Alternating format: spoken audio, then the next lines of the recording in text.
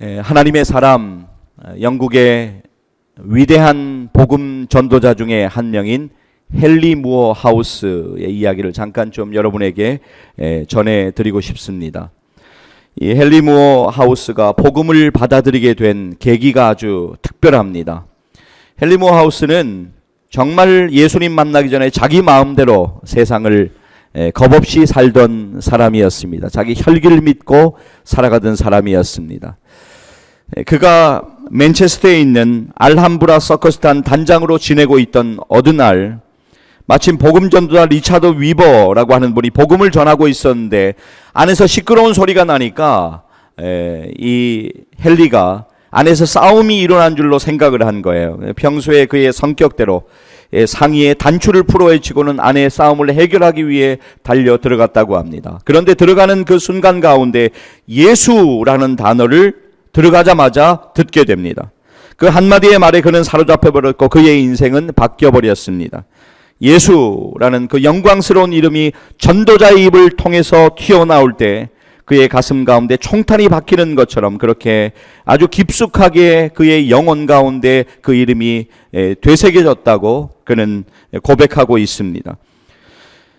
그동안 너무나 자기 마음대로 살았기 때문에 수주일 동안에 고민하고 또 회심하는 여러 가지의 투쟁하는, 영적으로 투쟁하는 그러한 시간을 거친 후에 헨리는 마침내 예수님께로 나오게 됩니다. 영국 전역을 돌아다니면서 지옥 가면 안 된다, 예수 믿어야 된다라고 하는 복음의 메시지를 수많은 사람들, 헨리 무어 하우스 이분은 비록 40세의 일기로 하나님의 부르심을 받았지만 그가 하나님의 부르심을 받기 전에 약 수백만 명의 사람들에게 복음을 전했다고 역사는 우리에게 분명하게 증거하고 있습니다. 그가 어느 날 너무나 큰 어려움을 당했어요. 잘 나가던 한때가 있었는데 너무 큰 어려움, 예수 믿고 나서 어려움을 당한 그때 어느 날 풀이 죽은 모습으로 어깨를 축 늘어뜨린 채 집으로 들어서는데 응접실에서 놀고 있던 딸이 헨리를 반갑게 아빠를 맞아주었습니다. 이제 헨리가 꾸러미 하나를 들고 오니까 딸이 힘겹게 휠체어에서 일어나면서 이렇게 말했습니다. 아빠, 그거 뭐예요? 그러니까 아빠가 이렇게 말했어요. 이 엄마에게 줄 거란다. 엄마 어디 계시니? 엄마 2층에 계세요. 아빠, 그거 이리 주세요. 제가 들고 갈게요. 그렇게 딸이 이야기하는데 헨리가 그 말에 깜짝 놀라서 이렇게 이야기합니다. 아니, 너는 제대로 걸을 수가 없는데 어떻게 2층에 있는 엄마한테 이것을 가져다 준다고 그러니? 그러자 딸아이가 이렇게 말했습니다. 나는 꾸러미를 들고 아빠는 나를 안아서 들고 2층으로 가면 되잖아요. 그렇게 이야기를 한 거예요. 그 순간 그의 머리에 섬광처럼 떠오르는 한 가지 생각이 있었다고 합니다. 하나님이 나를 이와 같이 안고 계시는데 왜 나는 그토록 좌절했던가.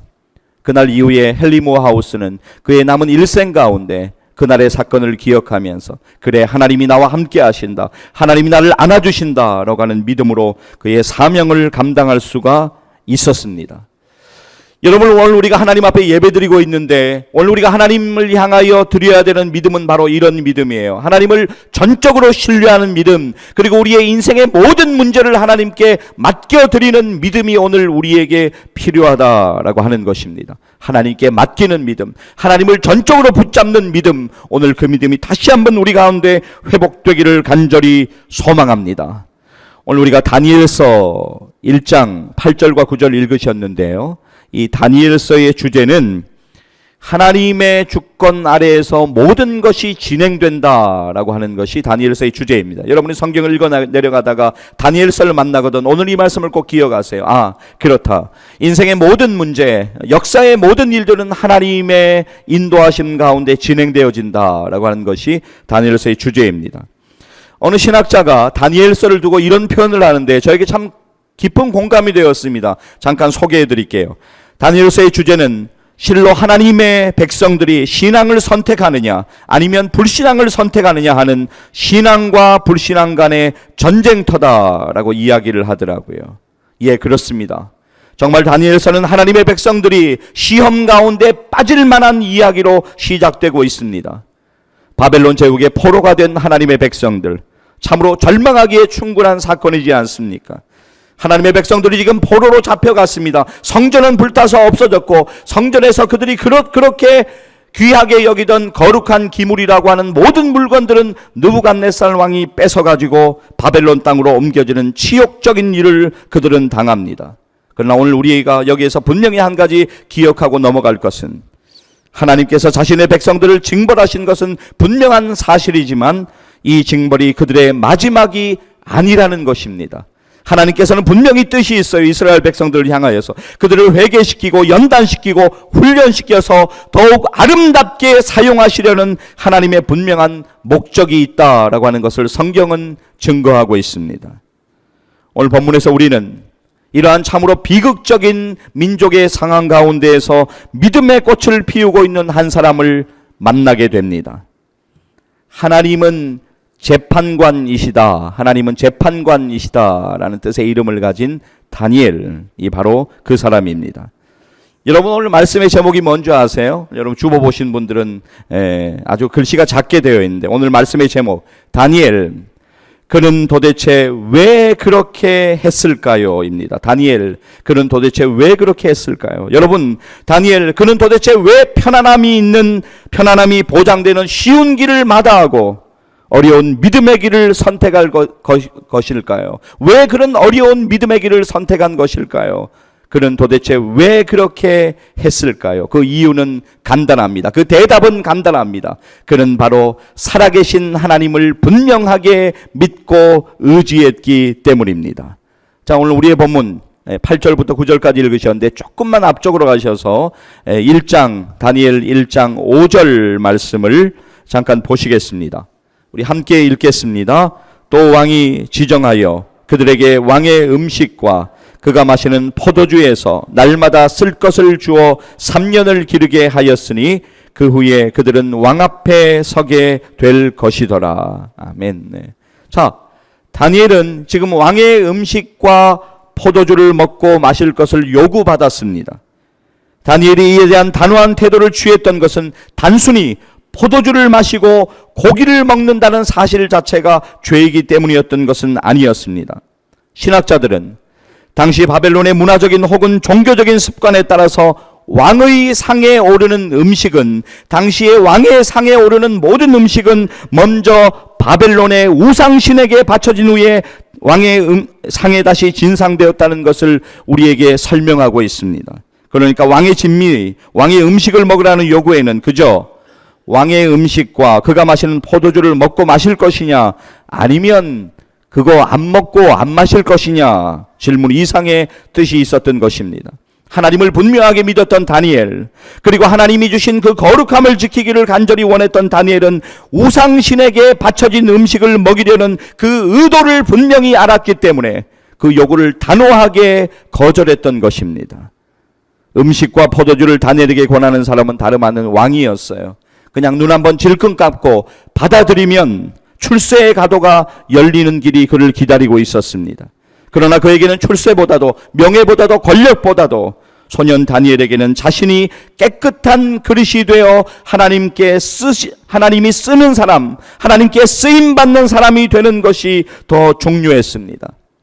하나님을 믿는 다니엘, 하나님을 진정으로 믿었던 다니엘, 그가 하나님을 선택했던 것을 우리의 본문은 이렇게 증거하고 있습니다. 자, 다니엘 1장 8절 말씀 우리 같이 한번 읽겠습니다.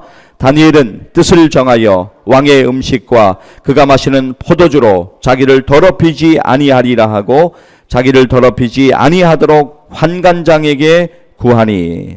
네, 아멘. 다시 주목하여 말씀을 잠깐 보시면 자기를 더럽히지 아니하리라 하고, 자기를 더럽히지 아니하리라 하고, 다니엘은 뜻을 정했습니다. 뜻을 정한 사람은, 믿음으로 뜻을 정한 사람은 흔들리지 않고 믿음을 지킬 수가 있는 것입니다. 자, 여러분, 그렇다면 오늘 본문에 나오는 다니엘, 이때 다니엘 나이가 한 몇 살 정도 되었는지 여러분 아십니까? 다니엘의 출생 연도가 BC 621년입니다. 그리고 유다 백성들이 세 차례에 걸쳐서 바벨론의 포로로 끌려갔을 때 그 첫 번째 시기가 BC 605년입니다. 다니엘도 이때 포로로 잡혀갔잖아요. 이런 사실을 참고하여 다니엘의 나이를 계산해 보면 16살이 되는 것입니다. 지금으로 하면 한 중학교 3학년 정도의 나이가 됩니다. 여전히 어리기만 했던 16세 소년의 확고한 믿음은 하나님을 감동시켰습니다. 자, 이제 오늘 우리의 본문 다니엘 1장 9절 말씀 함께 읽겠습니다. 함께 읽습니다. 하나님이 다니엘로 하여금 환관장에게 은혜와 긍휼을 얻게 하신지라. 아멘. 자, 여러분 9절의 시작을 한번 주목해 보세요. 9절에 시작되는 단어가 뭐죠? 하나님이. 예, 이것은 시작에 불과합니다. 그의 인생에 하나님이 개입하셨습니다. 그리고 놀라운 방법으로 하나님께서 다니엘의 인생을 인도하시기 시작하십니다. 자, 성경이 뭐라고 증언하냐면 그 위에 여러 가지 많은 일들을 경험하는데 하나님께서 그와 함께 하셨어요. 느부갓네살 왕의 시대에 그는 바벨론 온 지방을 다스리는 일을 감당하게 됩니다. 누가 인도하셨습니까? 하나님이 인도하셨어요. 시간이 흘러서 바벨론 제국의 시대가 막을 내리고 메대의 다리오 왕이 바벨론을 치리하던 시대 가운데 다니엘은 또 다른 선택의 상황의 기로에 서게 됩니다. 그의 정적들 다니엘을 죽이기 위해서 음모 한 가지를 꾸밉니다. 그것은 어떤 음모냐면 왕이나 다른 사람에게 나아가는 자는 모두 다 사자굴에 던져서 죽이라라고 하는 그런 음모였어요. 왕이 영문도 알지 못한 채 조서에 도장을 이 다니엘이 죽는 걸 모르고 조서를 빵하고 찍습니다. 다니엘 6장 10절 말씀 보면 하나님을 향한 다니엘의 흔들림 없는 신앙을 이렇게 증거하고 있습니다. 지금 조금 전에 설명드린 상황 가운데에서 다니엘이 행하는 일들입니다. 자, 우리 같이 한번 읽겠습니다. 다니엘이 이 조서에 왕의 도장이 찍힌 것을 알고도 자기 전에 돌아가서는 윗방에 올라가 예루살렘으로 향한 창문을 열고 전에 하던 대로 하루 3번씩 무릎을 꿇고 기도하며 그의 하나님께 감사하였더라. 아멘. 자, 그럼 여러분 다니엘이 지금 이렇게 행하고 있어요. 우리가 이것을 이해했어요. 그럼 다니엘이 사자굴에 던져졌을까요? 안 던져졌을까요? 예, 대답은 던져졌습니다. 온전하게 던져졌어요. 그런데 하나님께서 사자들의 입을 봉해버리셨어요. 그리고 왕으로 하여금 오히려 하나님을 믿는 믿음을 만방에 알리게 하셨어요. 그리고 그를 모함하고 죽이려 했던 사람들이 던져졌을 때는 그들이 굴바닥에 닿기도 전에 사자들이 그들을 움켜서 그 뼈까지도 부서뜨렸다고 성경은 말씀하고 있습니다. 자, 그렇다면 이 모든 일들 지금 누가 인도하고 계신가요? 하나님께서 인도하고 계십니다. 다니엘의 고백, 왕의 고백, 그리고 그를 모함했던 자들의 최후를 우리가 한번 보기를 원합니다. 자, 다니엘 6장 22절 말씀인데요. 22절 먼저 같이 읽습니다. 나의 하나님이 이미 그의 천사를 보내어 사자들의 입을 봉하셨으므로 사자들이 나를 상해하지 못하였사오니 이는 나의 무죄함이 그 앞에 명백함이오며 또 왕이여 나는 왕에게도 해를 끼치지 아니하였나이다 하니라. 네. 누가 이미 천사를 보내었다고요? 나의 하나님이 그렇게 하셨다고. 23절도 이어서 읽겠습니다. 왕이 심히 기뻐서 명하여 다니엘을 굴에서 올리라 하매 그들이 다니엘을 굴에서 올린즉 그의 몸이 조금도 상하지 아니하였으니 이는 그가 자기의 하나님을 믿음이었더라. 네, 이는 그가 자기의 하나님을 믿음이었더라. 24절 성경의 증언 계속 이어서 읽습니다. 왕이 말하여 다니엘을 참소한 사람들을 끌어오게 하고 그들을 그들의 처자들과 함께 사자굴에 던져넣게 하였더니 그들이 굴 바닥에 닿기도 전에 사자들이 곧 그들을 움켜서 그 뼈까지도 부서뜨렸더라. 네, 하나님이 하시는 거예요. 그의 정적들까지도 하나님께서 정리해 주셨어요. 한 절만 더 보실까요? 다니엘 6장 28절 말씀. 네, 아주 중요한 말씀이에요. 다니엘 6장 28절. 우리 같이 한번 읽겠습니다. 이 다니엘이 다리오 왕의 시대와 바사 사람 고레스 왕의 시대에 형통하였더라. 아멘. 자, 여러분 아까 다니엘의 나이가 한 16살 정도 되었다고 여러분에게 말씀드렸습니다. 그 어린 소년 다니엘, 하나님 앞에 온전하게 그의 인생을 믿음으로 드렸을 때 하나님이 그의 인생을 풀어나가기 시작합니다. 그리고는 지금 여러분이 읽은 말씀 가운데 중요한 것을 우리가 볼 수가 있어요. 느부갓네살 왕의 시대, 그리고 다리오 왕의 시대, 그리고 고레스 왕의 시대, 변화되는 세상 가운데 다니엘은 여전히 하나님의 은혜로 형통했다고 성경은 우리에게 분명하게 증거하고 있습니다. 여러분, 오늘 이 말씀을 들으면서 우리가 결정적인 순간에 믿음으로 하나님을 선택하기를, 믿음으로 하나님의 방법을 선택하기를 결단해야만 합니다. 그러면 우리의 인생 가운데 분명히 하나님의 역사가 경험되게 될 것입니다. 오늘 우리는 졸업, 진급, 감사 예배로 하나님께 예배드리고 있습니다. 오늘 이 자리에 함께하여 예배드리는 우리 모든 어른들도 믿음으로 하나님이 기뻐하시는 일을 선택하시기를 소망합니다. 그리고 오늘 이 자리에 함께 예배드리고 있는 우리 졸업, 진급하는 우리 학생들을 비롯하여서 유초등부, 학생부, 또 우리 청년들, 믿음으로 하나님이 기뻐하시는 일을 선택하여서 하나님을 감동시키기를 간절히 소망합니다. 오늘 여러분의 인생의 승부를 결정짓는 것은 다른 것이 아닙니다. 다른 것 붙잡지 마세요. 오늘 여러분의 인생의 승부를 결정짓는 것은 바로 하나님을 향한 여러분의 믿음입니다. 믿음이 중요해요. 이 말씀이 저와 여러분, 우리 모두에게 적용되어지기를 간절히 소망합니다.